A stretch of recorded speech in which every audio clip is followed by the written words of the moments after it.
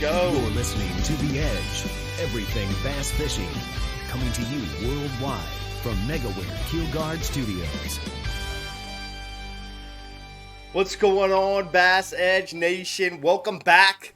Our second January edition of Bass Edge Radio. That's right, here we are.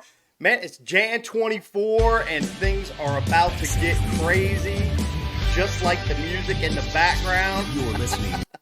That's so awesome. Man, it's everybody's fired up. The computer's fired up. We're fired up, man. Bass fishing big time is about to get going, man. Lots of big events coming up in the next the next 2 weeks. Huge events. So excited about that. We're going to break it down a little bit today on the show. But, man, I hope that everybody is having a fantastic ride so far through this first month of 2024. Bass Edge, of course, made possible by MegaWare Keel Guard. You've heard it 1,000 times, man. It's the Keel Guard providing boat owners protection from grinding salt, abrasive rocks, concrete boat ramps. Don't be without a Keel Guard on your vessel. Man, in our last episode, we announced a new partnership for 2024. If you missed it, go back, listen to that episode. Feature angler was Dakota Ebear, man. What a great show that was. And we promised to bring you some info on the new boat build. That's right. We partnered with BassCat Boats, myself and Bass Edge Radio, excited to be running a BassCat boat, man. I want to show you some pics of the build. We've got some cool pics right here, man. This is a 2024 Puma STS. That's what we're going to be running around out on the trail this year. Bass Edge, you're going to see the Bass Edge boat all over the place. It's going to be out in California, all the way to New York and everywhere in between, of course, down here in my home in Texas as well. So, man, I'm excited about this, but kind of you can see what we've got going on right here, this BassCat being built. These are all pictures from the factory, the Puma STS 2024. Man, we love the color lines and the layout of this boat. It looks really great thanks to Cody, Kenny, and the whole team up there. Of course, Rick Pierce at BassCat Boats. But this is her being built right there into the BassCat factory. It's going to be so cool. You can see right there they're mounting the motor back there, putting the Yamaha SHO on the Puma STS. And man, it is getting close to completion. We are excited about it. It looks hot, man. We're super blessed and really pleased to be associated with BassCat Boats. Hope you enjoyed that little sneak peek of what it's going to look like. Of course, we're going to have it wrapped with MegaWare Keel Guard going down the road. So it's going to be a fun year fishing the West Coast from a Bass Edge perspective and my perspective, as well as, of course, doing all the youth camps down here in Texas, up in New York, and everywhere else that we're going with the rig this year. So it should be a lot of fun. Man, make sure you don't miss another episode of Bass Edge Radio. Be sure to hit that YouTube subscribe, smash that like button, join the conversation in the comments below. Catch every episode, of course, on YouTube or your favorite audio stream podcast like iTunes, Google Play, Spotify, basically any of your favorite streaming platforms. Man, in this episode, we're going to break right into it. We've got an exciting guest. It's going to be a lot of fun to talk to him. Our feature angler spotlight, longtime friend, owner of Missile Baits, of course, BASS Elite Series Pro angler, John Cruz, is going to be with us here on this episode as our feature angler spotlight. Man, Bass Edge Radio, this late January edition coming to you. Y'all stay tuned. We're going to be right back. You know the importance of protecting your investments, so choose the protection the pros pick. Grinding sand, abrasive rocks, and concrete ramps are no match for our patented technology. The MegaWare Keel Guard is made tough and made to stick. Install it yourself in less than an hour, providing the most dependable, most trusted protection for your boat, guaranteed for life. Insist on the original Keel Guard the pros have picked for 25 years. MegaWare Keel Guard. Since 1971, BassCat Boats has innovated, persistently thinking outside the box, never abandoning their roots or the commitment to quality through their process. Clearly visible in the new Puma STS, their design and development continues to evolve, improving performance, enhancing the angler's experience, and broadening the appeal of the sport they have dedicated their lives to. BassCat Boats. Feel the rush. Here we are, right back at it. We got the man on the screen already, as I mentioned, jumping right into our feature angler spotlight. Look at that name, Johnny Missile, John Cruz, BASS Elite Series angler, and of course, president of Missile Baits. Man, thanks for being on the show with us, John. Yeah, man. Thanks for having me on, Kurt. Yeah, it's been a little bit. How you been doing? How's the new year treating you so far? Good. So far, so good. It's been busy right out of the gate. You know, at New Year's Day, post party, and then the second we headed straight to Tennessee to go to the Big Rock show. I ran out to Arkansas, picked up my boat, came back. We did the Big Rock show. Got back late Sunday night, and then just been in the office ever since. So that's how it rolls. You haven't been able to jump into that new BassCat yet, have you? No. I'm just figuring. I just took the cover off of it yesterday. Very cool. Well, we're going to get into that here a little bit in the interview. Man, you know, from a veteran standpoint, you kind of hit it a little bit right there already. I mean, I was counting up the years. You're entering your 22nd season on the national tour level, bassing, man. Basically, 25 years since kind of taking into this, pro bass fishing career. Of course, then qualified for the Bassmaster Tour. 2003, I think it was. 2002 was your first year, or 3? It was one of those two years. It was the first one was long in to count Pittsburgh. back. Whichever classic was in Pittsburgh, that was my first one. Man, it was so cool to see that. That was a great classic, low weight classic. But man, those low weight tournaments were always a lot of fun to watch. We don't see as many of those anymore. Maybe the Sabine every once in a while. You know, you get that low weight feel, but even the Sabine, you know, you're catching giants compared to Three Rivers. Yeah, it's still Texas, you know, so you'll luck into a 8 or 9 pounder every once in a while down there. Yeah, absolutely. Well, man, so how does it feel? Is it any different preparing for your 22nd tour season than it was maybe your 5th or 10th? And you know, kind of what's your preparation now look like for a new season compared to maybe what it did 10 or 15 years ago? You know, the biggest thing I think that changes as you progress in your tournament fishing is the number of obligations that you get. You know, the first couple years, I mean, nobody knows really who the hell you are. And so you really don't have too many obligations and stuff. I mean, like maybe you even still work a regular job, but that is like very cut and dry. You know, you're like, all right, when I'm home, I do this plumbing thing, or I sell cars, or whatever it is. And then, you know, and then I've got the tournament thing, and you don't have, you know, people calling you and people message you on social media every day, you know, 50 to 100 emails every day. You don't have, you know, your own business to run typically. You know, so it just, as time goes on, it gets more and more. I was talking with, Jordan Lee about it just the other day, and he was like, man, it's like he goes, the more I go, it seems like the more I have to do. He said, I hadn't even really got anything ready for the season yet. And I was like, yep, just, it doesn't get any better, buddy. It just gets more people, you know, the more things you get involved with, because that's the great thing about bass fishing. There's so many opportunities, so many fun things to be involved. I mean, you jumping on our podcast today, that kind of stuff. I mean, takes time, takes a little bit of preparation, but man, that's how you make a living in a career in the sport of bass fishing, is being available, right? Exactly. I mean, you know, the podcasts and stuff are fun. You know, you got your own social media to keep up with as well. So that's part of the game. I've got to finish. I started shooting a little bit of a video yesterday. I was just basically getting B-roll for it. And then today, I thought today I was going to do it, but I think it's going to be tomorrow that I'll end up trying to shoot that, you know, my next YouTube long form type video.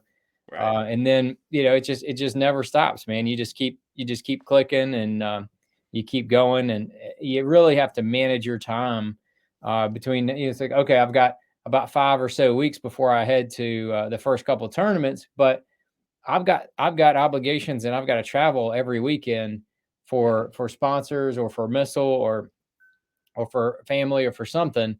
And, that stuff adds up. So, I'm pretty tied up during the week. So I've got to make time to get my boat rigged, to get my tackle all ready and all that kind of stuff. So it's just a lot of time management really. And if you get decent at time management, it helps a lot.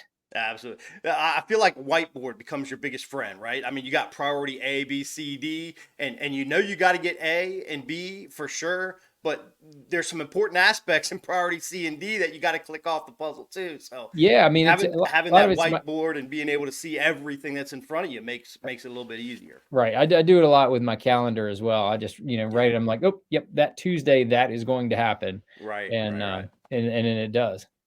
Well, let's talk about jumping in the season a little bit, man. It's coming up. It's a month away. Toledo Yeah. Bend, late February. Going to be the first blast off this year for the Elite Series season.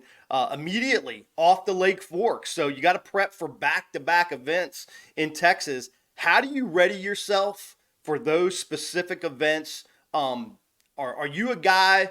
I hear a lot of different ways. Some anglers like to rig 15 rods before they leave the driveway and they're getting there ready. Some anglers like to get there, kind of feel what's going on and just kind of put it together as they're there and kind of rig through the process. What's John Cruz like? What kind of techniques are you thinking about before you leave the house? And how do you manage that preparation through that process before you leave the driveway to go to Toledo Bend this year? So I typically like to see what the weather is going to be like and then make sure that I have all the tackle that I want. And on the first tournament, whatever year it is, first tournament, I like to go down to give myself at least, 3/4 of a day to 1 day of on the water before practice starts. So Okay, nice. what I'll do is it's kind of funny. I've done it probably the last 5 or 6 years, and I'm surprised I didn't do it longer than that. But I'll have 20, 25 rods kind of rigged. The majority of them will be like dialed in, ready for practice, and then I'll Okay. have some of them that are just kind of still open ended. And I'll go out there on that day and I'll fish with every single one of those rods. I'll pull one out at a time, take it and fish it, and then set it in the bottom of my BassCat. Take the next one out, fish with it for 5 minutes, go through that, and it takes over half a day to do that. I want to make sure all my drag's right. I want I have all my casting settings. I mean, even if I'm using the same stuff from year to year, I do it every time because you just put on new line and all this kind of stuff, and I don't want to have to fiddle with any of that crap while I'm in practice. I want to have it all dialed in. So it's really like the practice for practice and kind of getting everything together. And that's one of the things that I've started to do. I really like that. That's cool. Yeah, that's a great idea. So let's obviously you got Toledo Bend, your first event. Maybe you'll plop the boat over there in Rayburn. Is that kind of scenario? Right. Yeah. I don't know. I may go to Rayburn. I may go to a smaller body. And what I may end up doing is stopping like at Derek Hudnall's, which is he's one of my roommates. He's right there on the way. I may stop at his house and just fish just some local fishery close by or something. Yeah. And maybe I don't know if it's the basin and Atchafalaya Basin or something like that. Just drop in and fish for half a day or so and kind of get everything dialed in and then go on over there. I like it. That's some before the good tournament. prep. Yeah, good stuff. Yeah. How about condition wise? You talked about, kind of starting to pay attention to weather conditions. This time of year, 30, 40 days, a little far out. Lot of things can change, especially in the South. Get some cold fronts coming in, warm fronts can change conditions very quickly. When do you really start looking at that? Are you like a week out guy, 2 weeks out? Probably 2 weeks. Probably 2 weeks is the one. In Florida, you definitely want to look a month ahead, at least, so you can kind of see the weather patterns. Have they had any real severe cold fronts? Have they just had nothing but warm weather? What does it look like? Texas is kind of the same way. They're not quite as fickle as those Florida fish. Right. But in Texas, Louisiana area, you got to pay attention to that 2 weeks prior to kind of see, have the nights been in the 20s or have they been in the 40s? where does that stand? What are the fish kind of gauging on? Because those fish down there, come early March, man, they're going to be looking to spawn. If they're not starting to spawn, it really happens probably before most people think it does. Right. And I just you got to be conscious of those weather patterns, the moon, and that kind of stuff. Very good, very good. Man, have you been able to keep fresh this fall? You talk about a busy schedule. Just picking up your boat, doing some shows for Missile Baits, of course, and Yep. and lots of moving parts. Have you been able to get on the water, and what techniques have you seen or maybe worked on in this off season that you feel like will, help continue to progress with the way tournament bass fishing has changed over the last couple of years? It's funny, man. It seems like it's year to year how much I get to fish in the off season. This year, I've fished very little in the off season. Um, Last year, I fished a lot. I fished a buddy trail with a friend of mine. We fished, I think, 3 tournaments together after Wow. the season ended, and then we probably practice fished, a handful of days. Other than that, I mean, I probably fished more than a dozen days last fall. I'll bet you I've fished like 3 days, 4 days, maybe this fall, this past fall. So I didn't fish as much. Some of it was just, by choice, not like, hey, I don't want to fish, but like, Yeah. yeah, family stuff, or you could screw the Got the family priority and go list. fishing. Right. I did family stuff. I mean, my 2 daughters are, one's getting ready to turn 12 and the other one's 16. So, I'm only going to get to see them a few more years and they're going to be out. So, just kind of prioritizing life decisions. And, I always think back to the first Bassmaster event that I ever won out on the California Delta. I had a really bad season the year before, and I purposefully did not fish that entire off season, and I did not fish for 5 months. Wow. So at the end of that season, I did not go bass fishing until I drove out to California, and I was driving out there and I was like, that was really dumb. Like, that was the dumbest decision I could have ever made. I feel like I'm rusty and I feel like I don't have anything. Like, my No tackle was rhythm. kind of organized and ready. Right. I didn't feel like I had any Rhythm. instincts really. Mojo. And I Yeah. went out there, had an awful practice, and just really had to do some soul searching, and ended up settling on a couple areas, and the whole thing worked out and ended up winning by an ounce. And I thought, and I had a great year. Like, that whole season was Yes. awesome. And I almost feel like that not fishing for a period kind of resets your defaults as an angler. Obviously with a computer, you can reset the defaults. We all know what that means. Yes. As an angler, you can reset your defaults exactly the same way, giving yourself some time away, and then you go out there and you don't, like, if you've been fishing all winter locally or even regionally, you've probably got a couple techniques that you've been going to and catching fish on, and you're going to go to pick up and go to Texas and try to do that same thing. That really doesn't make any sense. So Yeah. I'm kind of purposefully not fishing again this fall, just to see if it resets my defaults, like I was explaining. And I'm gonna go down to Texas with like kind of a blank slate. Like, I don't have any recent tendencies, recent history to go on, and I'm gonna just try to go down there and fish the moment, so to speak. Right. Now, you haven't had terrible years, but you didn't qualify for the Classic this past year. And Yep. a guy like you, as much success as you had, obviously, that hurts a little bit. That Yeah. know that that's not where you belong. You belong in the Classic every year. That's what John Cruz does. He makes classics. Yep. Do you feel like that's a consideration on why you're trying to hit this reset button maybe this fall? Otherwise, Yeah, I know absolutely. you got other things going on, priorities, but is that also a piece of that puzzle? It definitely is. And the margin at this level is this big. Yeah. The difference between finishing 60th in the points and 20th in the points is this big. Now, top 5 in the points versus 60th in the points, it's a decent gap. However bit you want to bigger. measure it, it's a decent little gap. That's more than like 1 or 2 tournaments. That's like wholesale change, type stuff. That's, like 400 points in the AOI. That's Right. what that is. But when you're talking really 20th to 60th, that's like two tournaments that you flip flop. Instead of finish 80th, you finish 20th in two tournaments. Then all of a sudden you're like, 18th versus 60th in the points. You're way in versus, being on the outside looking in. So, and that's the way I look at it. You just can't afford to have any dog tournaments, and you got to have at least one or two top tens to kind of raise your average. I had 0 top tens last year.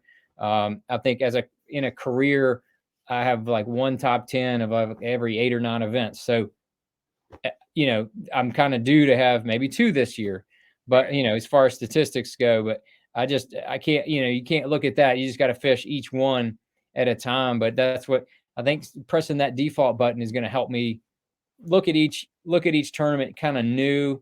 We're going back to the St. John's. I've had a lot of success there the last 3 or 4 times we've been there. And I'm looking at it, trying to find new water that I've never fished on the St. John's. And that's kind of my goal this coming year at the St. John's. Just fish new water.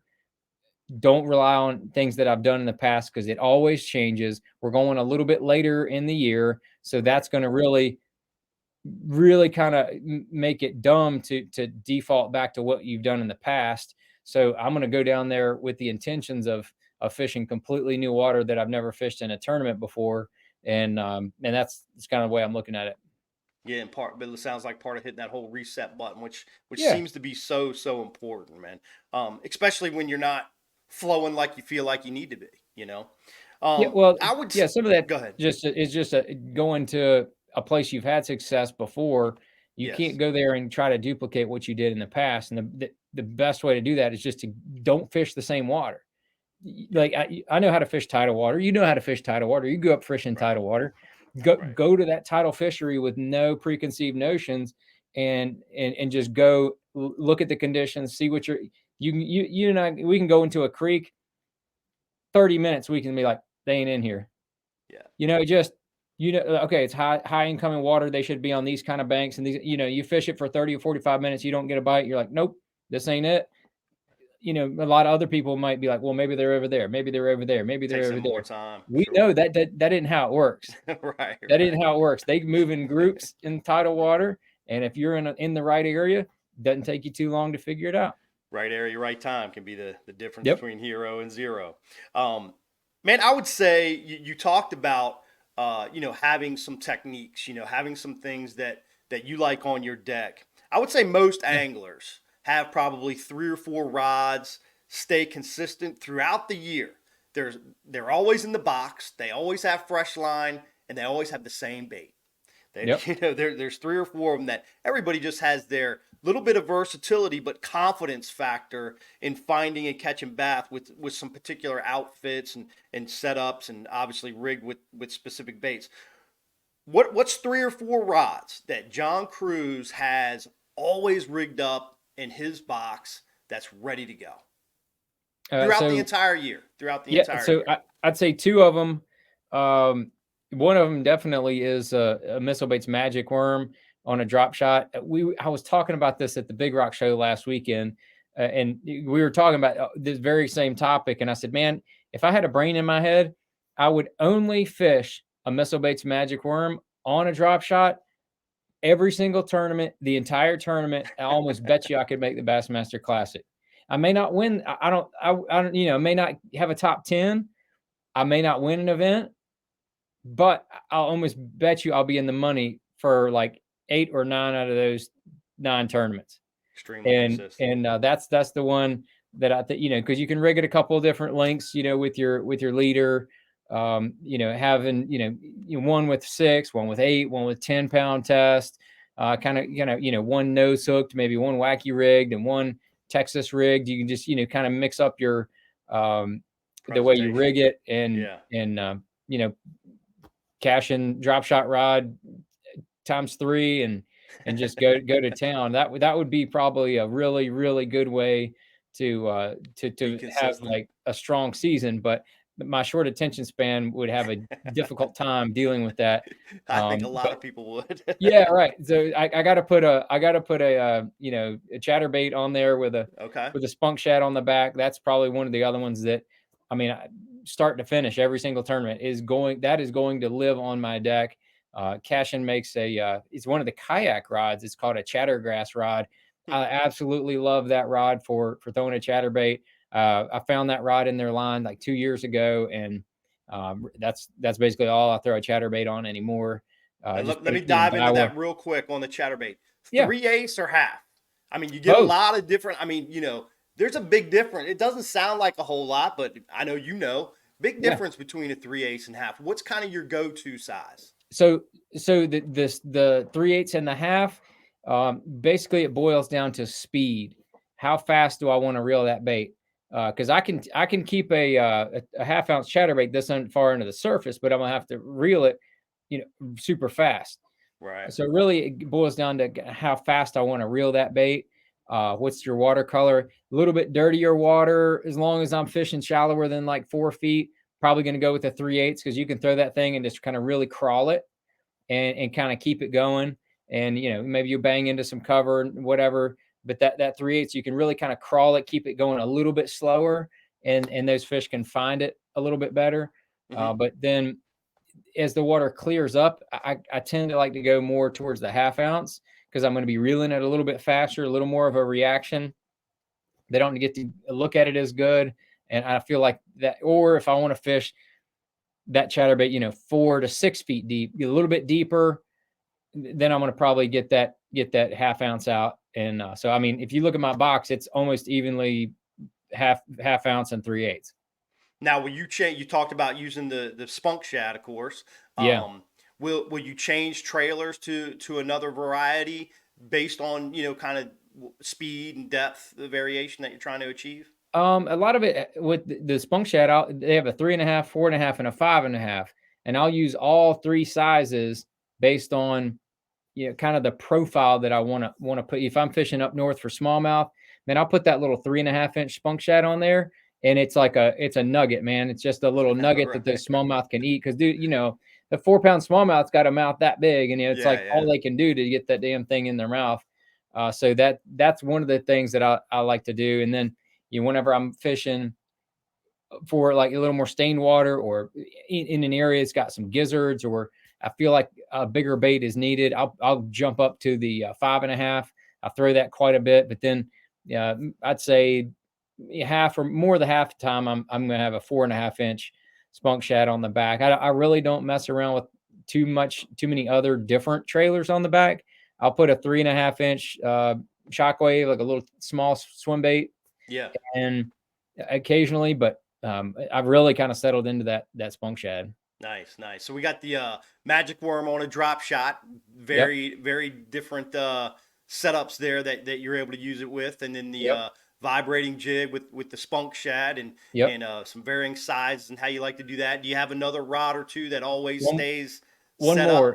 More. Again, if I'm smart, I'm going to keep this on my deck from the first tournament to the last tournament.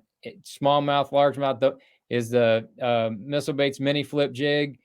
I've caught so many fish on that thing. I've caught a lot of big fish on that thing.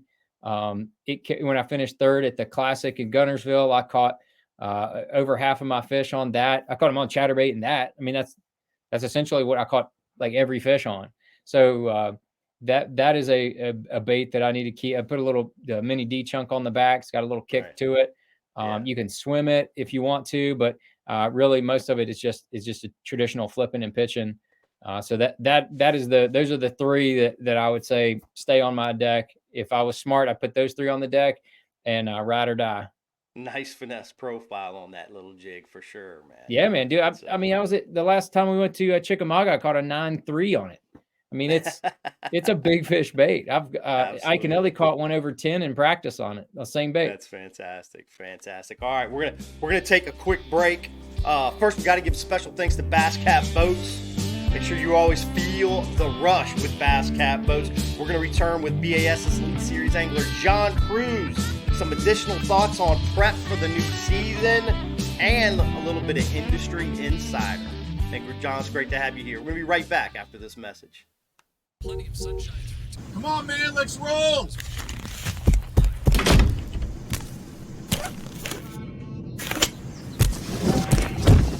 What the To catch the fish, you need to be one with the fish.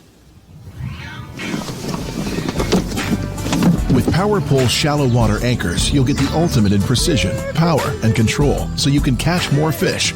No face paint or phony fins necessary. Excessive shock and vibration are two leading causes for premature battery failure. Prolong the life of your batteries with the new MegaWare Battery Guard. The Battery Guard sits under your battery and absorbs excessive vibration and bounce, reducing G-shock by up to 80%. Great for boats or anywhere shock and vibration can damage a battery. The Battery Guard can easily be trimmed to fit virtually any custom shape or battery size. Save money by protecting your batteries. Spend more time on the water and less on maintenance. Find yours at megaware.com. We are back after the break. Appreciate y'all staying with us. Got the man on the podcast, Mr. John Cruz, president of Missile Baits, BASS Elite Series Pro, and runner of BassCat boats. We're going to break that down a little bit, John. Excited that actually Bass Edge and myself, as we announced last episode, partnered up with BassCat Boats moving forward. So we're awesome. extremely excited about that. I know that you've had a long, extended relationship with BassCat. Man, how long have you been on the promotional team with BassCat, and kind of what brought you to the brand when you originally signed on to run these fantastic rigs? I believe it's 18 years. 18 that I years. was on the initial boat that I had when I first started fishing pro level tournaments was Ranger, and I really enjoyed the boat, especially 20 years ago. Sure. I enjoyed the boat, I enjoyed the people, but in the last 20 years, everything has changed at Ranger. Like there's not but maybe a couple people in the entire company that are still there that were there 20 years ago. Just Right. the company's changed hands. There's been competition in that part of the country with boat builders. But as far as, 20 years ago, I felt like I was progressing as an angler. I didn't feel like I was a good fit at Ranger because, you had Hank Parker and Jimmy Houston and just all these huge Danny names Brower. running Ranger Yeah, it boats at goes the on time. and on. Hall of I Famer was- after Hall of Famer, right? Yeah, I felt like I was kind of lost in the mix, and I wanted to get with a company that I felt like I could make a difference with, and that I had a better connection with, and so I asked for a raise from Ranger at the time, and they were like, "Nope, what we're doing is all we can do." It wasn't like it was a terrible deal, so I went ahead and did. I said, "Hey, I'm gonna look around in the industry, see what other deals are available." I met with Triton at the time with Earl Benz, and met with Rick Pierce and with Skeeter and some other boat brands, and it was like an immediate click with Rick and with the whole with everybody at BassCat. Everybody I met there, it was just an immediate click. I loved the boat. I loved the design, and I just love going over the boats with Rick and everybody else at BassCat, talking about each feature and why they're done the way they are. Everything made sense, and I loved it. I said, "Yep, this is going to be home." The deal made sense, and shoot, I've been at BassCat ever since.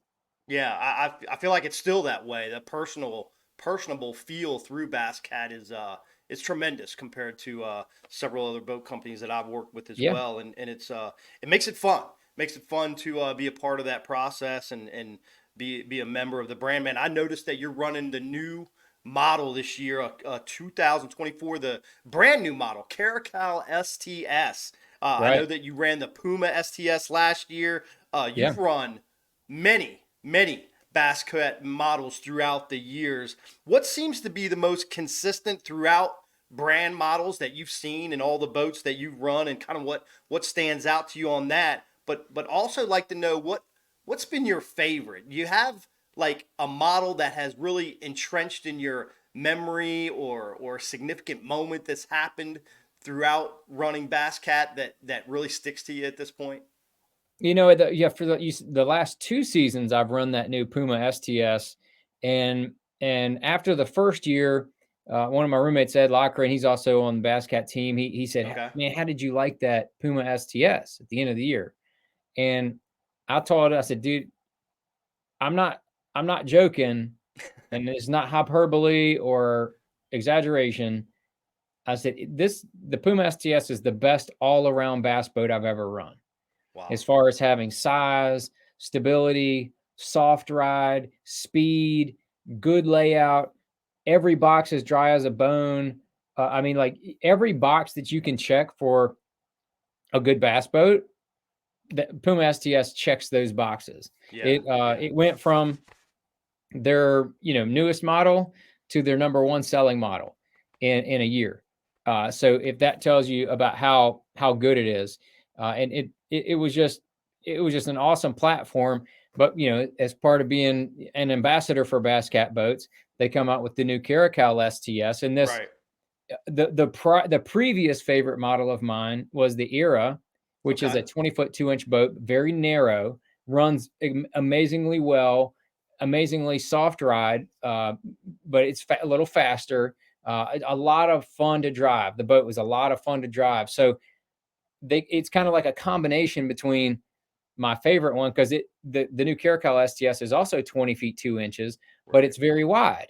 So what I'm expecting is the stability that you get from the Puma STS and the fishing platform, but that little bit smaller frame, a little bit smaller length, like I got with the Era, that is going to allow me to probably make it fish more like a 19-foot boat, not a 20-foot boat when you're on the water, around docks and laydowns and stuff like that.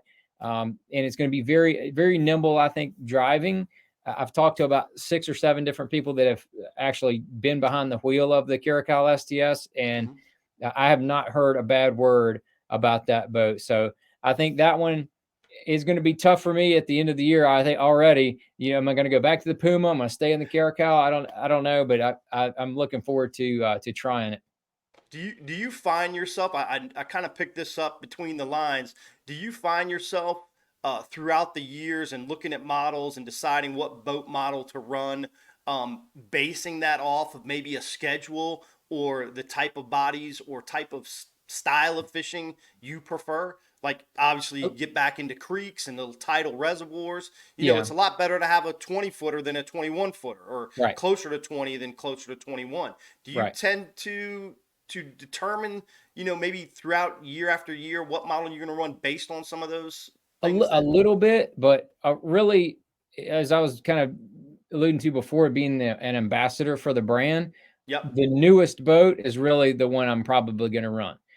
Because I do a lot of YouTube videos on my setup, what the boat looks like, the walkthroughs, how to put batteries in them, where do you put your power pole charge, showing people all of the technical stuff behind the scenes, because a lot of people, they're like, man, I love the way that my Puma STS is, but I'm not so sure about that boat being smaller. Can I still put this, that, and the other in that boat? Well, let's go watch Cruz's video. Okay, cool. Then we go out there and take it on the water and we run it, and we're like, okay, damn, it's like, a 2 mile an hour faster boat, or whatever it ends up being.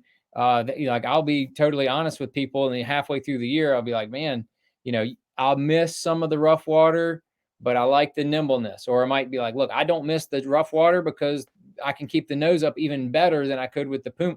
I don't know I'm going to be honest with people, and I'm going to tell them my real world experience with that boat as compared to the other boats. BassCat guys, people that really know the different models, they appreciate that, and I just get a ton of feedback because of that. Yeah, man. Well, I've noticed too, BassCat's got a big fan base, and it's a hardcore fan base. A BassCat owner tends to stay kind of a cult. BassCat. Yeah, kind of a cult. Exactly. It's awesome. Like I tell people when they switch, you'll see this, Kurt. So when people never run a BassCat before, they don't understand. I promise you, if you pull up to a gas station and there's another BassCat at that same gas station, they will speak to you. They will. I've never seen that with another boat brand, to where like 99 out of 100 times, the other person with that BassCat is gonna be like, hey man, I like that. Or and you'll get people that walk by, be like, hey man, I had a 98 Jaguar, man, I love that boat. You like this one? Like, oh yeah. Like, it's just something about BassCat owners. It's that family environment that I think that the Pierce family really kind of instilled on all the customers. That's cool. That's cool. I'm trying to think of another kind of brand that has that cult feel. I would say maybe Jeeps, right? Harley Like Davidson, I Harley think Davidson, yeah, yeah. that's definitely one. And I Yeah, feel like Jeep Wranglers, a little or bit. the Jeep crew, they, they Yep. they pass these little ducks around on each other's Jeeps and Right, right. stuff. It's Yeah, crazy. Yeah, that's yeah. it. So they got a little thing going too. But I've noticed that with BassCat also. You talked about your YouTube channel just a moment ago, talking about putting up some new videos and being able to show people a new boat and new things that you've got going on. Man, I saw, and it's easy to find. By the way, Bass Edge listeners, if you haven't checked out John's YouTube, it's simple to find. It's just John Cruz, simple as that. So go check out his YouTube channel. He's got a lot of great stuff. I was watching it a week or two, maybe 3 ago, and I remember a video you had. What's happening in pro bass fishing? There was a lot going on through the social media world at that Yeah. time. The Jacob Fouts videos, some different opinions on sponsorship in the sport, where the sport was headed, all the organizational movements, and just things like that in general. But you know, John, driving more into this industry, there's been so many angler brand partnership opportunities. I mean, there's a ton of opportunities for anglers out there. There's plenty of stuff to do. Look at your to-do list, my to-do list. There's lots of opportunities out here in the bass fishing world. We saw a wave of this kind of corporate involvement. And I'm not talking about each company's corporate involvement, but I'm talking about, big corporations buying up brands. We kind of started seeing this little wave about, I would say 15 years or so ago. Really has become what I would consider almost a new primary business structure within the industry in a lot of cases. There's still several that aren't, like Missile Baits, Yep. Sixth Sense. There's other companies out there that are still privately owned and doing things within themselves. But there's a lot of this big corporate conglomerate that's coming in, buying up different brands and putting these things together. How do you feel, from your industry insider knowledge, is this affecting, number one, how does it affect the consumer? How does it affect the Bass Edge listener? All these big corporate companies buying up all these brands. Number two is, how's it affecting aspiring anglers or pro anglers, current pro anglers, sponsorship and brand relationships? Can you break that down a little bit for the listeners? Yeah, I would say from the customer standpoint, sometimes in those transitions, the companies come in, evaluate the number of SKUs. Like a company might have 4,000 SKUs, which means they'll have 47 colors of one model crankbait. And that angler, if that's your favorite model crankbait, you may want to snag up your favorite colors, because those might be cut. So if they have 47 different colors, a company comes in, they might trim that down to the top 20 sellers, and then move on to the next. So they're gonna lean down the inventory. They're gonna try to keep the Offerings, inventory that right. gets the most turns. So your favorite product may get culled in that process. It happened with War Eagle spinnerbaits when Pradco bought them a number of years back. I mean, they had I forgot how many SKUs War Eagle had. It was ridiculous, honestly. They had a zillion different SKUs, and they cut about half of those when Pradco, took over, and then kind of Pradco's a good, they're entrenched in the industry, but they're owned by EBSCO, a very big company, a zillion brands. So that's one of the things from an angler standpoint that happens. From the pro angler standpoint, I think that really it just kind of changes a little bit of what you have to do. Like, you can't count on that personal relationship with the owner of said company to make your deal good. Like, you're going to have to produce on the social media, on the tournaments, on a little bit of everything, so that you can show that company that you're making a good return on their investment for the advertising dollars they might be spending with you. Yeah. So for the pro anglers, that's just the way of the world. And if you're not kind of on it, you're going to get left behind. And that goes to private companies as well. But the public companies, I'm not going to say they're more heartless. I'm just going to say that they're more business oriented, and you are not a personal relationship as much to them. It is more of an investment and a marketing spend for them. And if you're not giving them a good return on investment, aka ROI, then you're gone. Right. How do you feel like it seems like there's just such an alignment now? If an angler, partners with a company, then they almost have to partner with these 5 other pieces of that company because it's the corporation owns so many other brands. Do you feel like that is hurting or helping the industry as far as getting anglers aligned with business prospects and promotion of products and really just even from a consumer standpoint, understanding where anglers are coming from when they're in their marketing tools? Yeah, I don't think that it's necessarily a bad thing. But the only thing you have to be careful of is not putting all your eggs in one basket.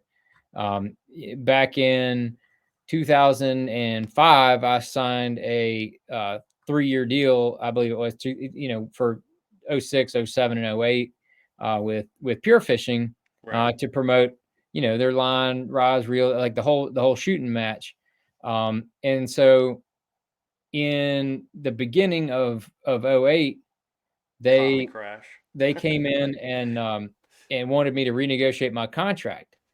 For the final year. They wanted my final year to be at a reduced rate. And I was like, all right, well, let's extend it for 2 more years.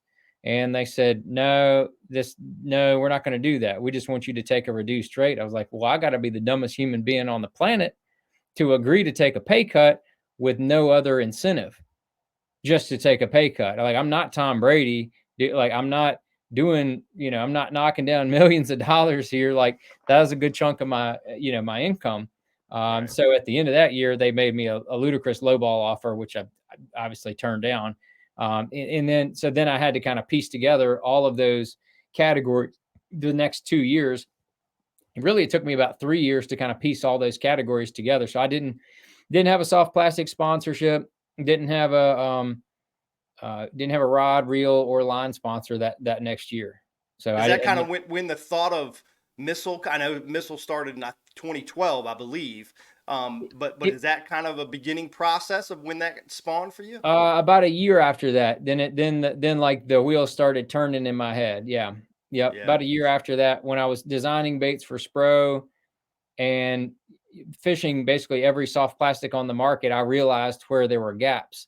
And I realized that, some of the stuff I wanted to fish with just didn't exist. Wasn't out there. Right.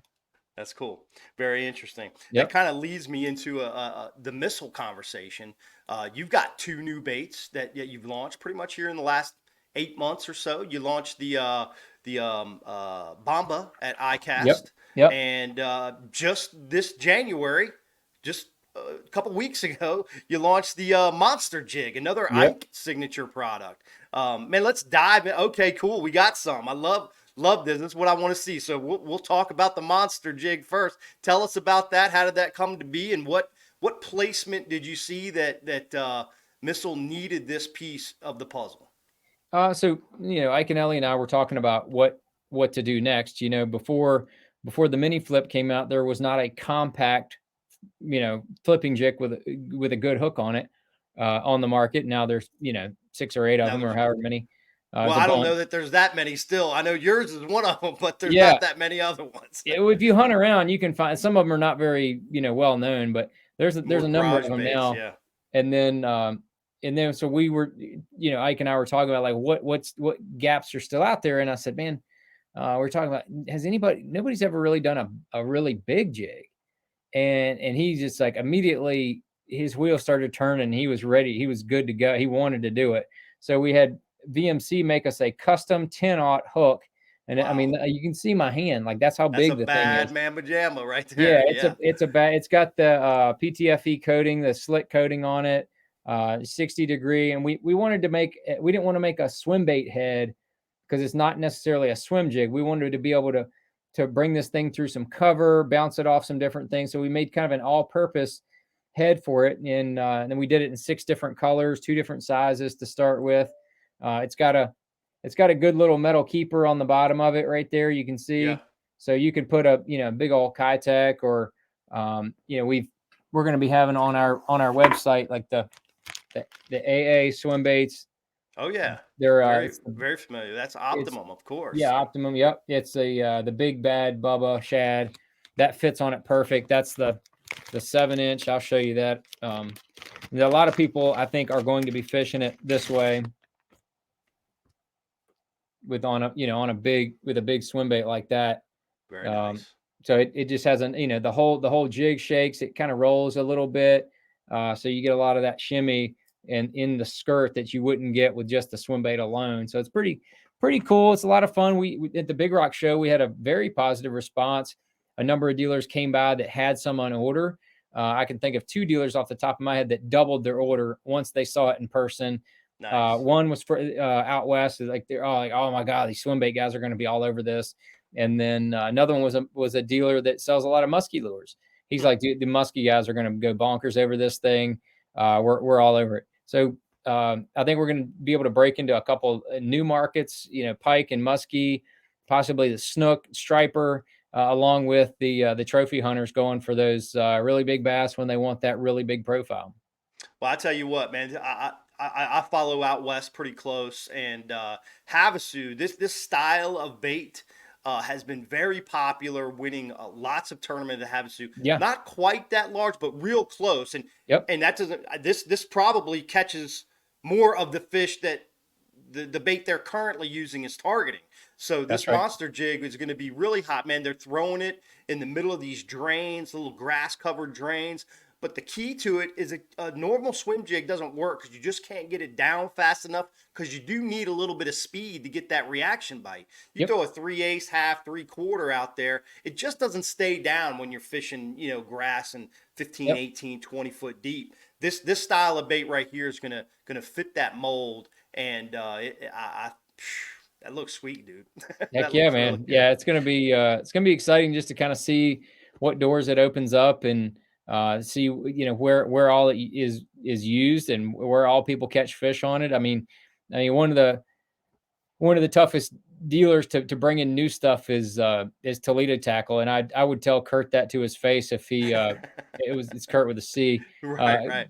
I would tell Kurt that to his face if he were on the podcast, but he actually picked some up for selling there at Toledo Town Tackle. It might help that we're coming for the elite, but he was like, he just kept looking at it and shaking his head and He's like, "Man, I can't believe I'm going to buy some," but yep, give me So he ended up getting in a little assortment of them, and he said, "Man," he said, I think our guys will really throw it. I really, really do." He said, "We sell a number of those 7-inch type swim baits, and we're Yeah. selling glide baits now." And he's like, I think they're going to buy it. And I'm like, "Well, I hope they're going to buy it too." Cause it's just, it doesn't exist out there. If you want to fish a great big bait like that, through cover in 10, 20, 30 feet of water, there's not another product out there that really is going to do it with that type of profile. Now, for an angler that's looking for a bait, for that bait specific, what kind of setup are they going to? Is it 20, 25 pound test, big rod? Yeah. What's going to be the setup that you're going to encourage folks to tie that lure onto? Yeah, so I would say you can use a swim bait rod, but it really needs to be more of like a 2X or 3X rod, extra heavy or greater. And you could use a punching rod. That's what I've been using mostly is a punch rod, something that has a little bit of moderate type action, but has a ton of power because you're going to really need to be able to reel down and lean back and drive that big single hook into the fish. And that's kind of why we made it with the Teflon coating. So to get a little better penetration, but you need to be able to put a lot of power on those fish when you lean back on them to be able to get that hook set. And, like a normal glide bait rod, even if it's up to maybe a heavy action, might not be enough. A 7.6 heavy action flipping stick might be enough. It's going to depend on the application of how you're using it. Very cool. I like it. All right. We've hit the monster pretty hard. That's a neat bait. Real nice addition to the line. But the Bomba released at iCast earlier this year. Kind of this I like to call them gravity baits. That's my name for that technique and that style of fishing. Weightless turd. The weightless turd, right? That's exactly what it is. It's really a weightless Ned rig is kind of what it is, and it's a bigger. It's 3.5 inches. in Japan, there's probably eight or nine different baits in that category as of like last year. So there probably is even more now. And kind of the birth of that whole movement was from a French bait from a company called Biwa, not the Lake Biwa, but it's called Biwa. It's a French company that had a little nugget of a bait called a patate. And that thing took off like crazy in Japan because guys were using it as a weightless Ned rig. And then so, all the other companies started making bigger versions and smaller, different shaped versions. And then they ended up looking like a turd. And so everybody called them poop baits and all that kind of stuff. But it's really an interesting category. I think it's something that advanced anglers will use, weekend anglers are going to use, pond anglers are going to use. People that you don't have to have a high skill level to fish it and catch fish on it. You can be a high skilled angler and it's just going to be that much more deadly when the fishing gets tough or you've got, high pressure conditions, whatever it might be. You can use that type of bait. You can dead stick. It's not going to hang up, all that. So there's a lot going for that bait. And I don't think that category is going anywhere anytime soon. It's just one of those baits that's going to be able to catch fish year after year in a bunch of different type of places. Yeah, I feel like it really hasn't totally caught on yet to the masses. There's a few people using it very effectively, but don't share it a whole lot because it is pretty effective. I feel like the same thing going on with the free rig world. The free rig world, same kind of scenario. Very effective presentation, hasn't been really caught on by the masses, but there's a lot of people, there's several people using it, but not talking about it yet a whole lot. So those great categories. Congratulations on those two baits, and thank you, man. Look forward to see where that monster jig goes, man. That looks badass. So, heck yeah. All right, man. Well, we're about to wrap this thing up, but before we do, what are you looking forward to most in the bassing world in 2024? Kind of what's catching your eye, maybe from an industry perspective or from your angling perspective? What are you seeing in 2024 that you're excited about? A couple of things. One of the things is I'm excited to get this new Caracal STS out there on the water and run it, get it rigged, and then just kind of get settled in. Like that's one of the things I get a little anxious about at the beginning of the year is getting it rigged right, and then getting it all the little kinks ironed out and make sure everything works. Once then I feel comfortable and I'm like kind of ready to start the season. But one of the other cool things that I'm going to be showing in my YouTube videos and so forth is I'm going to be running one of the newer, it's not brand new, 22-inch NBT Marine screens on the front that I'll be using with the live scope and the perspective things. And if for people not familiar, the NBT Marine, they make a 22-inch and a 16-inch unit. They are not standalone units. They have to be paired with a Garmin 8600 style. So either the 8610, 8612, 8616, whatever. Those are the highest end Garmin units that they make. They will mirror that unit, and it's a full 1080 resolution screen. Wow. So like regular Garmin Echo Map is 720, which is a good screen, a good resolution. 1080 is better. It's the TV equivalent of standard definition TV versus HD TV. We all know what that looks like once you put it on a bigger screen. So once you put that good live scope picture on a bigger screen, you can really see detail. You can really see a lot. I think it's going to help me as an angler. It's going to be cool and ridiculous as far as the size, but as far as an angler, and when I say better, I don't mean that like I'll be able to see the fish a little bit better, but I think I'll be able to see, and this is what I'm talking to the people that have used it, the tendencies of the fish. Like you can watch a fish and you can be like, you can see the shape better because it's bigger and in better resolution. Mm-hmm. You can see it and go, that's not a bass. That fish is not acting like a bass. It's not shaped like a bass, whatever. Or you can look at it and be like, that fish is not moving, but I really, really think it's a bass. And it might let you be a little more persistent on fish that you're not sure whether they're bass or not. So that NBT Marine is going to be really cool to check out. That's one of the things I'm kind of excited about this year to get that into the mix. You're probably pretty familiar and talked to a lot of folks about this this technology, the mirroring. Does that because you're mirroring what the garment unit is taking in as the data and then replacing it onto the other monitor, right, or the other screen. Is there any lag between that? No, it's the processor in those 8600 units is Ridiculous. top of the market. I mean, like, there's not another processor faster in another unit, to my knowledge. Maybe in one of the huge Simrad units or something like that. Possibly there could be something comparable, but you know, Lowrance has always had a really fast, good processor. But that's all it needs. Honestly, that's all that unit needs. But this processor is just that much faster and bigger. They don't really even hardly market the 8600 units towards bass fishermen. They haven't up until the recent year or two, because in the recent, like, 2 years, they figured out that the anglers figured out that processor is there. It's showing, and the resolution is better. So now there's a lot of anglers. There's I know a handful on the pro level that are going to be switching over to the 8600 units next year because of that resolution and because of the processor. And then, you know, that processor is going to be the one that's putting the signal towards that other unit. And there's plenty enough power to do all that. And the guys at MBT Marine have been, I think this is like their 4th year. So they've gone through about 4 or 5 different versions. They've got that sucker pretty dialed in. Very cool. We went down this little rabbit hole. I got to ask you one more question. Yeah. You're going to the long range forward facing sonar this year, the saltwater format?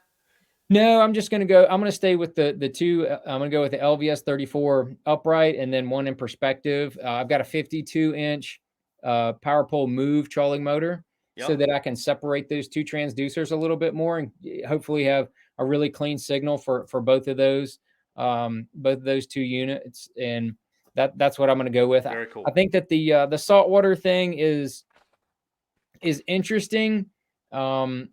I just don't know whether it is justified for me. You know, if you break one of those, they're not going to have one on the trailer, that kind of stuff for us. So then I would probably have to buy a second one. I don't know that I have seen the difference with those yet. So we'll I'm keeping my eye on it, though. More things to come. Yes, I'm keeping my eyes on it. Absolutely. Man, it's been great. John, Eddie, we're going to let you go, get back to work over there. Thanks for taking your lunch break with you. Got any closing thoughts for the listeners? Man, whether you like live scope or you don't like live scope, do not let it screw up your fishing. Fishing is fun, whether you use live scope, whether you use night crawlers or live shiners or wacky worm or whatever you like to do. Man, don't let the naysayers and the negative people get you down. And for the record, I don't think that Randy Blockett is negative. I think he does a lot of things for clickbait, and he will tell you that he does a lot of things for clickbait. But he does have a fun, interesting, different perspective than a lot of people. You know, if you actually listen to him with an open mind, you might, I would say maybe you won't change your mind, but you kind of understand his perspective a little bit. I definitely, you know, I don't hate on him or anything. He has a different perspective on a lot of things than most people. And that's, it's called critical thinking, and it's cool. So, when you're watching all this, the world exciting to live in, right? Yeah, absolutely. Everybody's got a different perspective. If we all thought the same damn way. Yeah, it would be boring as hell. Absolutely. All right, John. Man, I appreciate you being with us here on another episode of Bass Edge. We're going to see you on the water, I'm sure, sometime later on this year. Yes, sir. Or maybe in a show somewhere. But we're going to be right back with my closing thoughts. John, thanks again. We're going to be right back with more Bass Edge Radio. The newest addition to the BassCat STS family is here. Introducing the Caracal STS, showcasing aggressive styling paired with enhanced performance and a continued dedication to raising the bar. Measuring in at 20 feet 2 inches with an ultra-wide 96-inch beam and rated for a 250 to 300 horsepower engine, the Caracal STS boasts agility and speed and is finished with premium features to satisfy any angler. BassCat boats. Feel the rush.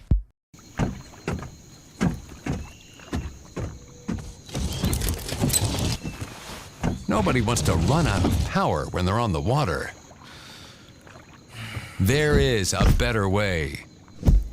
Introducing the Charge Marine Power Management Station from PowerPole that does the work of 3 devices: a traditional battery charger, a charge on the run, and an emergency start system. PowerPole Charge.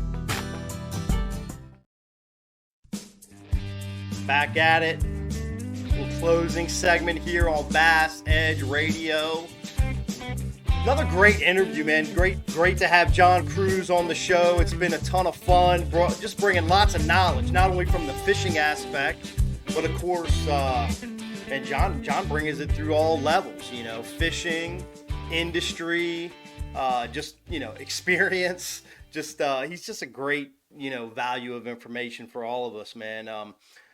Want to bring up, as always, a couple of my highlights from the interview today, and that was how quickly he was able to name 3 important techniques, rods that he's always got rigged up inside of his boat. It was I think if you don't have these 3 or 4 things that you always have rigged in your boat, or something that you have that much confidence in, that would be something great to work on in 2024, or at least to identify and recognize, because every time you go on the water, there's got to be a couple of techniques that just you feel like meet an experience, or you've seen from previous experiences that have high potential or high percentage to work in a certain scenario. And John mentioned, the drop shot with the missile worm, and of course he mentioned the vibrating jig with the trailer bait, and then his last one he mentioned was God, what was the last one he mentioned? I'm gonna have to go back and listen again, but he named all 3 of them there really fast, and knew exactly what he was going. Mini flip, that was the last one, and so he knew everything that he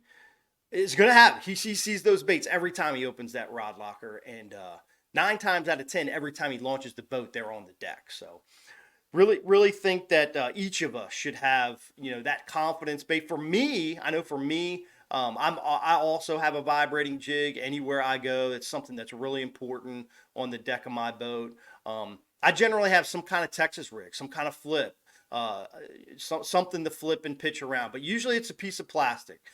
For me, varying weight sizes, just depending on cover, a 1/4 ounce, or if it gets windy, or I'm fishing a little bit deeper, a 3/8, or if I'm flipping some heavy cover up to a 1 ounce. But I've always got, some kind of Texas rig, ready to go on my boat. And then probably the last thing for me is a Nico rig. Nico rig, I feel like I can throw it anywhere. I can throw it in cover. I can throw it deep. I can throw it shallow. There's, docks, there's riprap, there's just all kinds of different presentations. I can throw a Nico rig and potentially get some bites. So those are kind of my 3. If you've got 3, comment down below. Love to hear what your 3 favorite baits are. It'd be great to hear some feedback, and just, let some of the other listeners know what some possibilities are of lures and techniques that work year-round for every angler. So that'd be great to hear. All right, we are about to kick off bassin season in full throttle, man. Upcoming events, we've got January 30th through February 4th, stage 1 of the MLF Bass Pro Tour. That's going to be taking place on Toledo Bend. That's right, that's the same fishery. The Bass Elite Series will start later on in the month of February. So going to be a lot of Elite Series anglers watching that from a fan perspective. Love the Bass Pro Tour. It's going to be cool to see what the rejuvenation of the all-you-can-catch wave format does for that. It'll be interesting to see also what they put on the limit for Toledo Bend. If it'll be 1.5 pounds, 2 pounds, 2.5 pounds, it'll be fun to watch that go down and see how many fish they can catch out there at Toledo Bend, and who takes away the championship. Be still winter down there that time of year, so I think you'd see a lot of deep fishing, probably a lot of finesse fishing. Just you get a warm front, maybe some guys catching some shallow, but I feel like it's going to be a ledge type, creek channel type deal. So that'll be fun to watch, as mentioned. MPFL coming up too at the end of the month, January 28th through February 3rd, I believe the dates are. Logan Martin, Alabama.